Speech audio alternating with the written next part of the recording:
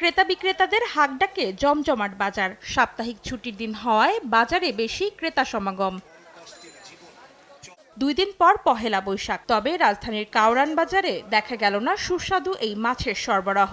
দু একটি দোকানে বড় আকারের ইলিশ 2200 ও ছোট আকারের ইলিশের দাম 1400 টাকা কেজি। ইলিশ মাছ তো নাই বাজারে। ব্যস্ত আছি, মাছও কম, বেচা বিক্রিও কম।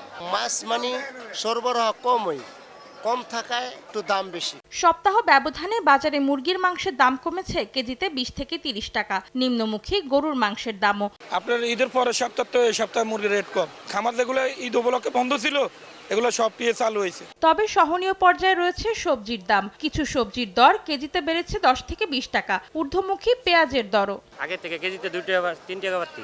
এখন এই পেঁয়াজের দাম বাড়তে আছে, পেঁয়াজ এখন রাখি করতেছ তো এখন একটু মানে দাম বেশি হবে। শীতের সবজি যেগুলো শেষ হয়ে গেছে, মেইনলি চিচিঙ্গা, তারপরে বরবটি, টমেটোর এগুলোর দাম একটু বেশি। প্রত্যেকটা সবজি 60-70 টাকার মধ্যে আছে। সবজির দাম তো কম। এভাবে যদি থাকে সাধারণ মানুষেরা খুব ভালো করে খাইতে পারবে আর কি। রমজানের তুলনায় এখন প্রতি কেজিতে 10 টাকা 20 টাকা বাড়তি।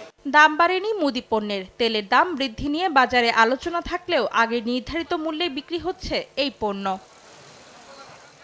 অন্তরা সেন, সময় সংবাদ, ঢাকা।